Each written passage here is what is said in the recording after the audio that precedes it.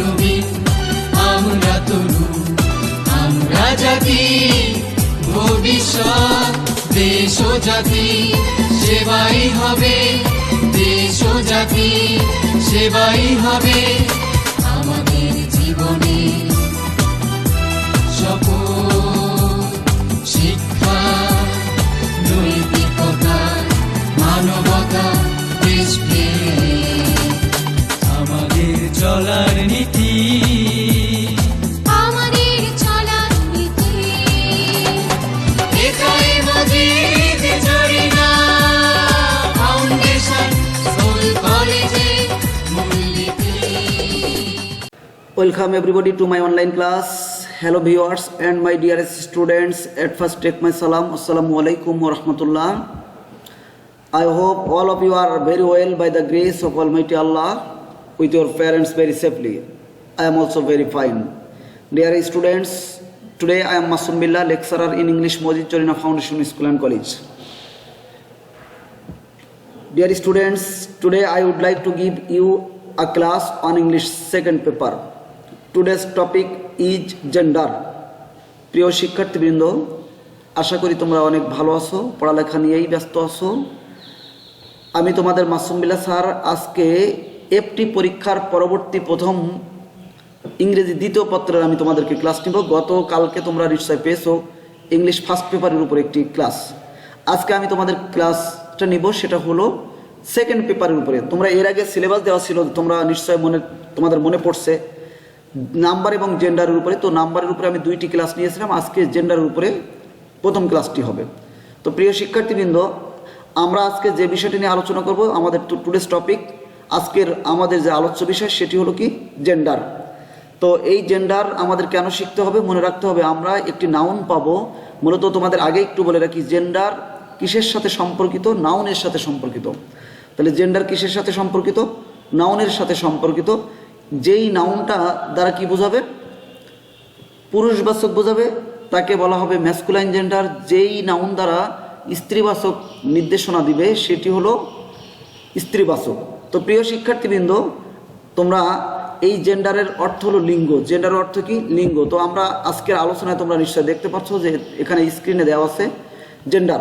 Gender নিয়ে আলোচনা করব। তো জেন্ডার কাকে বলে? What is the definition of gender? জেন্ডারের সংজ্ঞা কি? অথবা what do we mean by gender? Gender দ্বারা আমরা কি বুঝাই? তো এখানে লেখা আছে, দেখো, gender is a word that denotes a noun of male or female or neither both of them or both of them. প্রিয় শিক্ষার্থীবৃন্দ, তাহলে জেন্ডার মানে কি? লিঙ্গ। লিঙ্গ একটি ওয়ার্ড। লিঙ্গ বলতে বোঝায় একটি শব্দ, দ্যাট ডিনোটস, যেটা চিহ্নিত করে, যেটা নির্দেশনা দেয়, যেটা বলতে বোঝায় এ নাউন অফ মেল, পুরুষবাচক বিশেষ্য। নাউন মানে কে? বিশেষ্য। অফ মেল মানে পুরুষ। তাহলে পুরুষবাচক নাউনকে চিহ্নিত করে অথবা বোঝায় এমন নাউনকে বলা হয় জেন্ডার। আবার অথবা কি? ফিমেল। অথবা কি? Gender is a word that denotes a noun of female, অর্থাৎ স্ত্রীবাচক বিশেষ্য বোঝায় এমন ওয়ার্ডকে বলা হয় জেন্ডার। আবার বলতেছে neither both of them. Neither মানে কোনোটাই না, অর্থাৎ নেইদার বোথ অফ দেম মানে তাদের দুটার কোনোটাই না। পুরুষও বোঝাবে না, স্ত্রীও বোঝাবে না, এমনকে বোঝাবে, এমনকে বলে জেন্ডার। ওয়ার অথবা বোথ অফ দেম, আবার উভয়টিকে বোঝাচ্ছে। তো প্রিয় শিক্ষার্থীবৃন্দ, তাহলে আমরা জেন্ডার বলতে বোঝাবো কি? লিঙ্গ এমন একটি শব্দ যাহা দ্বারা পুরুষবাচক বিশেষ্য অথবা স্ত্রীবাচক বিশেষ্য অথবা উভয় বিশেষ্যকে বোঝাবে, পুরুষ এবং স্ত্রী উভয় বিশেষ্যকে বোঝাবে, অথবা কোনোটিকেই বোঝাবে না, এমন শব্দকে বলা হয় লিঙ্গ।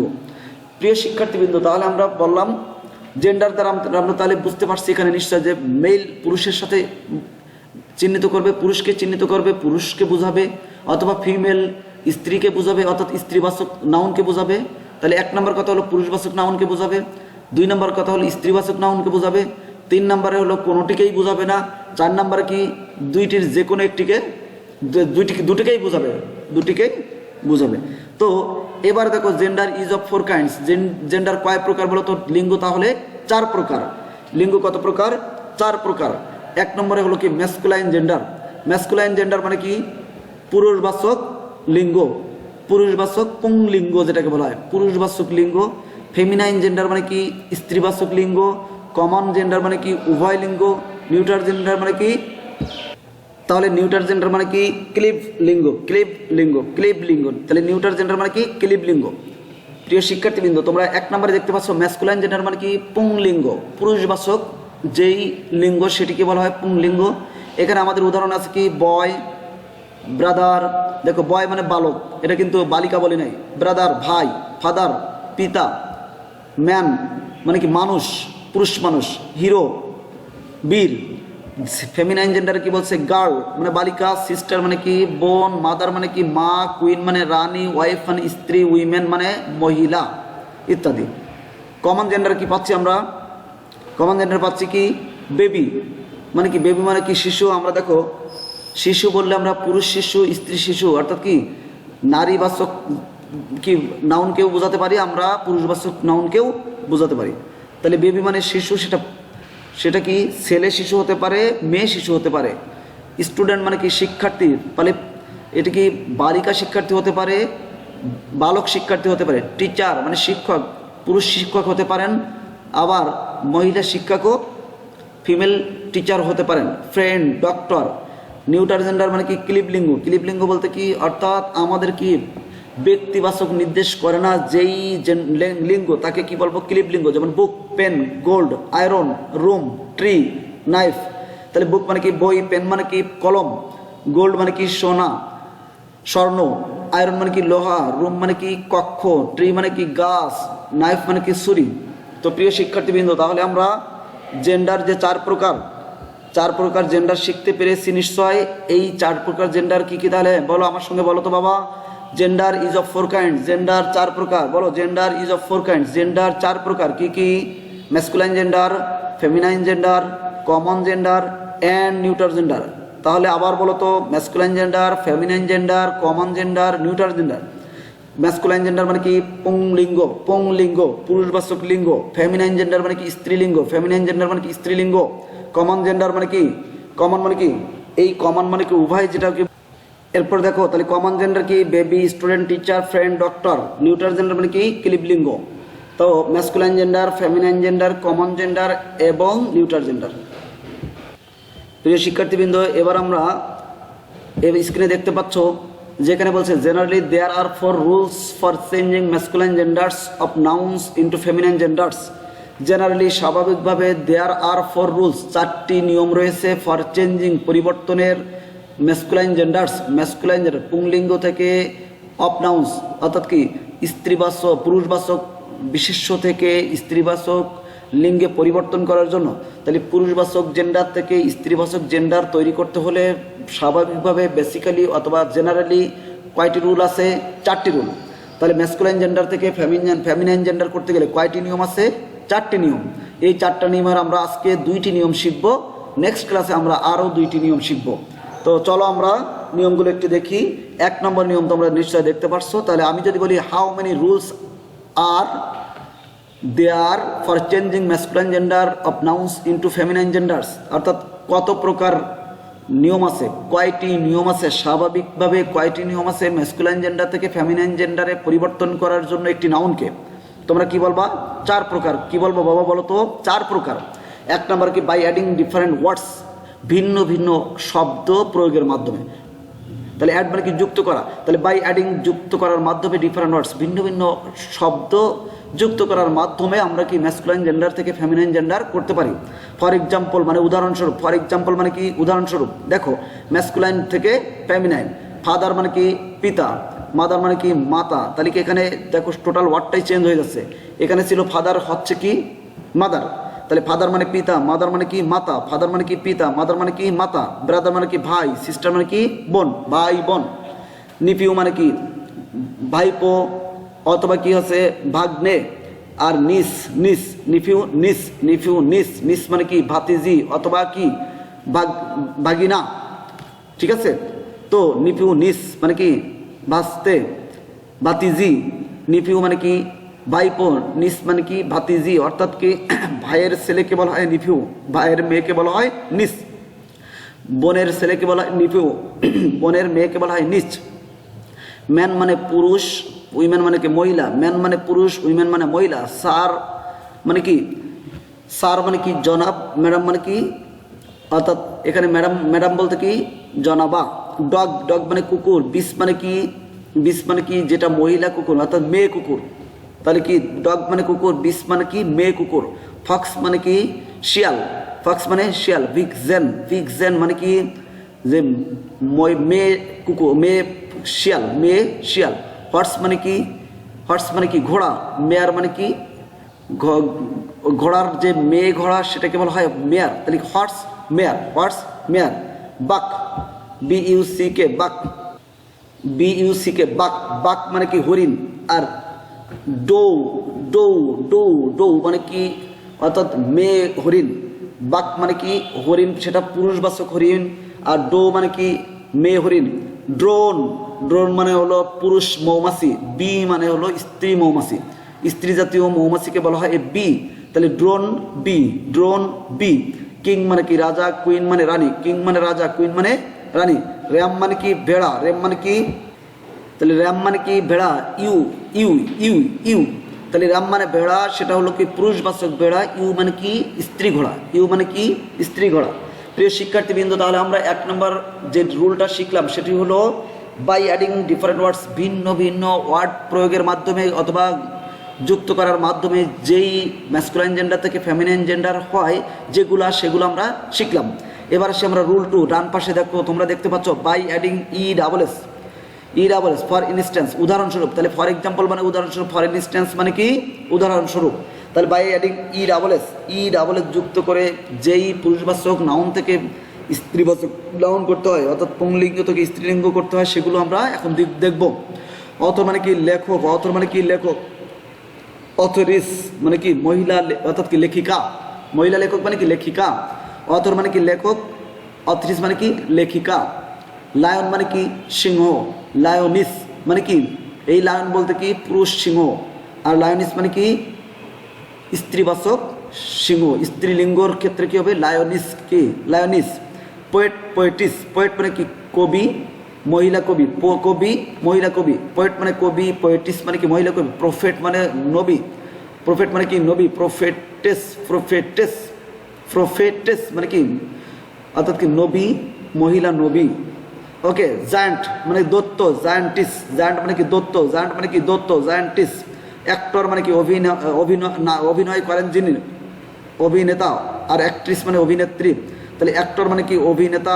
অ্যাক্ট্রেস মানে কি? অভিনেত্রী। অ্যাক্টর মানে কি? অভিনেতা। অ্যাক্ট্রেস মানে কি? অভিনেত্রী। প্রিন্স মানে কি?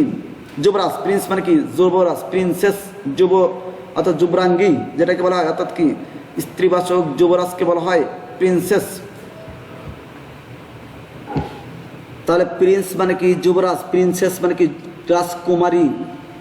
প্রিন্সেস মানে কি? রাজকুমারী। প্রিন্স মানে কি? যুবরাজ অথবা কি? রাজা। আর প্রিন্সেস মানে কি? রাজকুমারী। তাহলে প্রিন্স মানে কি? যুবরাজ। রাজার ছেলেকে বলা হয় প্রিন্স। আর প্রিন্সেস মানে কি? রাজকুমারী। রাজার কন্যাকে বলা হয় রাজকুমারী। টাইগার, টাইগার মানে কি? বাঘ। টাইগ্রিস মানে কি? টাইগার, বাঘ, বাঘিনী। টাইগার মানে বাঘ, বাঘিনী। টেইলর মানে কি? টেইলর মানে কি? টেইলর, টেইলর, টেইলর মানে কি? অর্থাৎ কি? তাহলে আমরা কি বললাম? টেইলর মানে কি? দর্জি। টেইলর মানে কি? দর্জি। আর সিমিস্ট্রেস মানে কি? মেয়ে দর্জি। সিমিস্ট্রেস, সিমিস্ট্রেস মানে কি? মহিলা দর্জি। তাহলে টেইলর মানে দর্জি, সিমিস্ট্রেস মানে কি? মহিলা দর্জি। টেইলর মানে কি? দর্জি, সিমিস্ট্রেস মানে মহিলা দর্জি। টেইলর মানে কি? দর্জি, সিমিস্ট্রেস মানে কি? মহিলা দর্জি। টেইলর মানে কি? দর্জি, সিমিস্ট্রেস মানে কি? তাহলে আমরা কি পেলাম? টেইলর মানে কি? দর্জি। সিমিস্ট্রেস মানে কি? মহিলা দর্জি। ডিউক মানে কি?